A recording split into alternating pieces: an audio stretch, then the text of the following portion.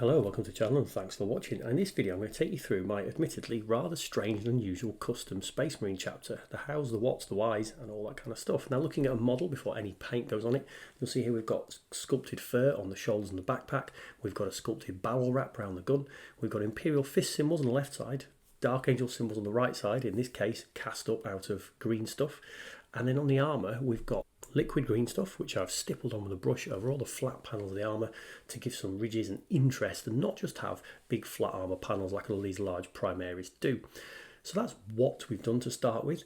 After that we've sprayed it with black and then lead belcher spray as the base coat before we start the paint scheme. I absolutely adore painting on top of metals for futuristic game systems, talked about before, and through this you can see the bumps and ridges and stuff from that liquid green stuff. We'll talk more about the whys and whats later as well. Now here's a finished model, so if you look at this and go, oh my god that's hideous, and drop the video now, I wouldn't necessarily blame you. It is a very unusual colour scheme, especially taking two chapters schemes like this, two very divergent Space Marine chapters. We'll go on to why later in the video I chose to sort of do this, but there's the finished article. So we'll get into how to paint it. Now it is an awkward quartered colour scheme. Quartering colour schemes is not the easiest of things to do, so I'll do a couple of tips with that later. Now I chose to do the quarters based on where I'd put the symbology on the top half. So because Dark Angels is on the right hand side, we're then doing the Imperial Fists on the bottom right and quartering it that way. Now I'm taking a Vallejo deep yellow here, and literally there's no fancy technique here, just painting it on. Now you will notice it's picking up some bumps and ridges from that textured green stuff we put on there, but I'm just being careful to get a really good coverage, not being so fussed about getting the paint into the gaps and cracks, because then the metal will show through, you know, around the rivets and bolts. Now we'll come into the bit we've got to be a little bit more careful, the quartering sections, whether it's on, you know, the cod piece here or the shoulder pads. Now my tip to doing this is take your time.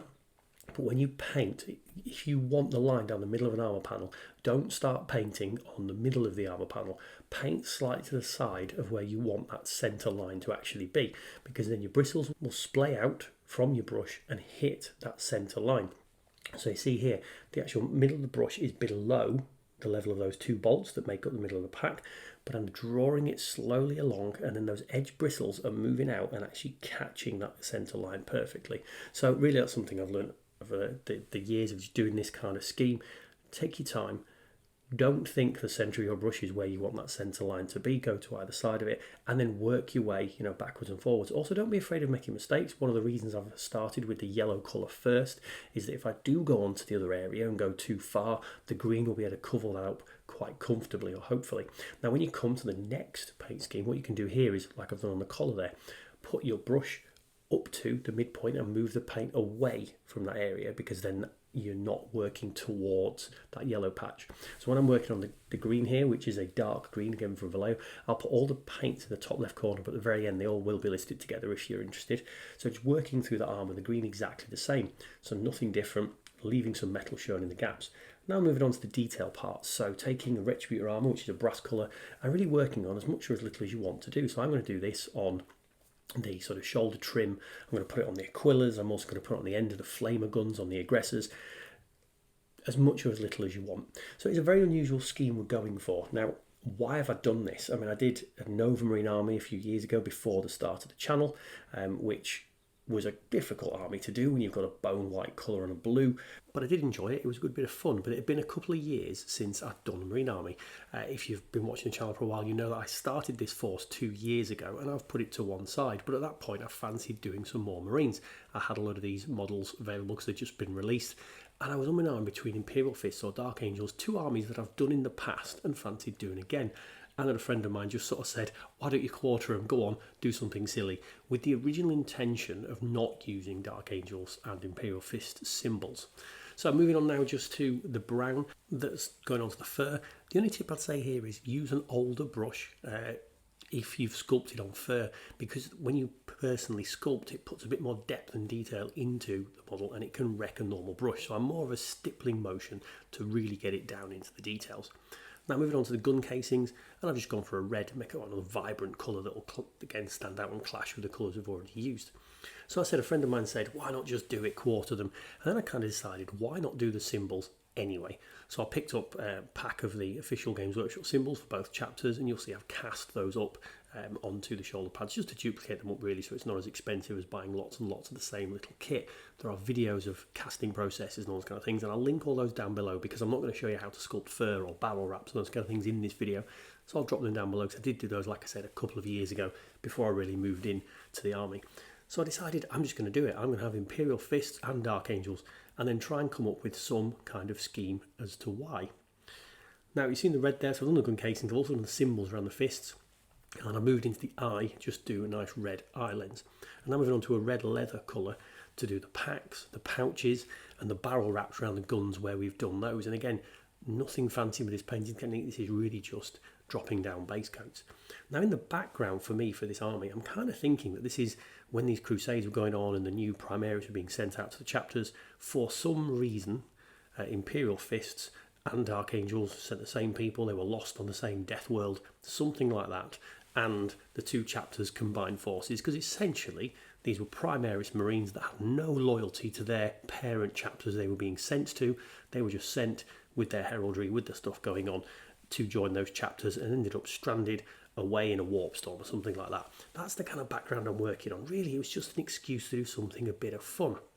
Right, so you've seen the bits I've done in the background we're talking. I've painted the leather on the insides of the furs where it was curled over. And now we're working on some bone white, primarily on the symbols. So into the Dark Angel symbol, that's important here because we've done a metallic base coat that you don't leave anything showing through here. The rest of the armour, if you leave metallic showing through in the gaps and cracks, that's fine. It looks like the base of the metal, the armour showing through. But make sure you don't do that onto the bone.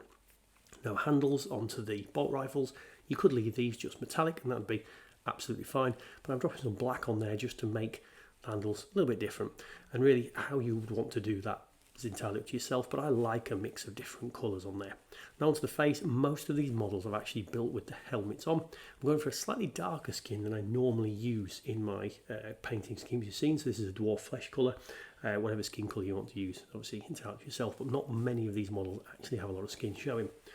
Now onto the bit, if you watch the channel a lot, you know I use the Vallejo sepia game wash quite a lot. This is a dirty ink wash. There are a lot of sepia washes on the market. This is one of my favourites. It does require you, in my opinion, to do a lot of work after the wash stage. So if you don't want to do the next stage I'm going to show you through, where we work on the highlights and the next layer of paints, you might want to go for a cleaner sepia wash. So Games Workshop Seraphim Sepia is another one I use quite a lot if I don't want to do the extra stages I'm about to do now, and you wouldn't necessarily have to.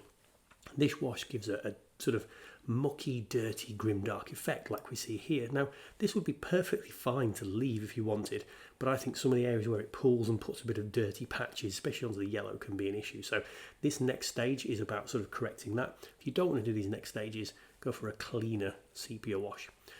So what we're working on here really is the next highlighting stage. We're not using any different paints, so this is the same yellow. Now it's been watered down because it's been on my wet palette since we started it, but if you're watering it on yourself, you probably want to put maybe a third water to paint. Depending on the paint, it's obviously going to change how much you're going to put in. But what you're looking at doing is putting a very thin layer on, building up very gradually and slowly hiding those areas of wash you don't want to see.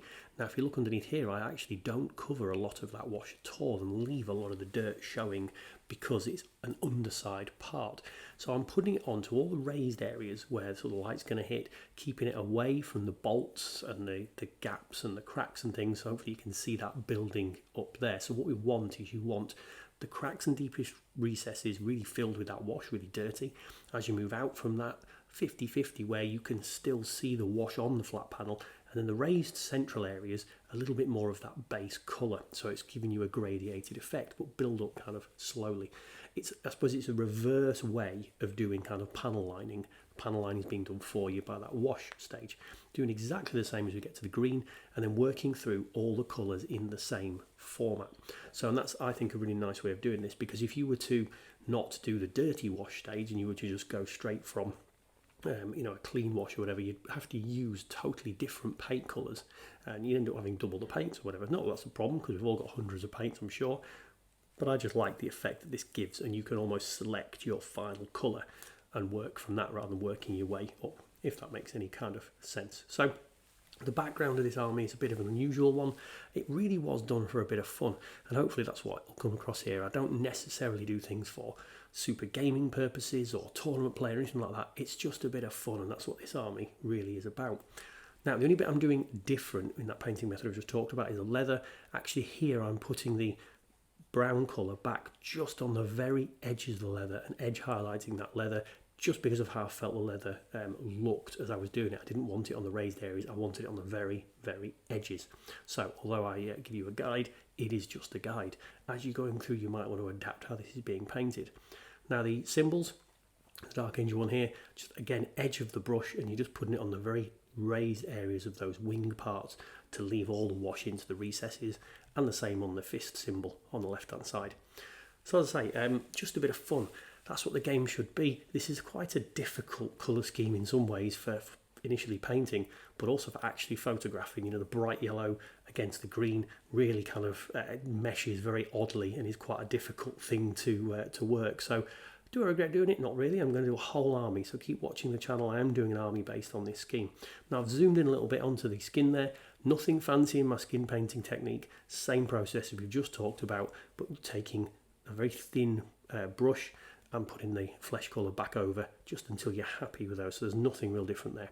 Now, as I said before, it's difficult seeing the contrast between the yellow and the green, and I wanted to highlight that fact. The yellow's a bit more vibrant, so this is the one different colour we're using from the first stage round, and I'm just doing some very small edge highlighting onto the green panels on the armour, really to give it a similar amount of vibrancy that the yellow side has.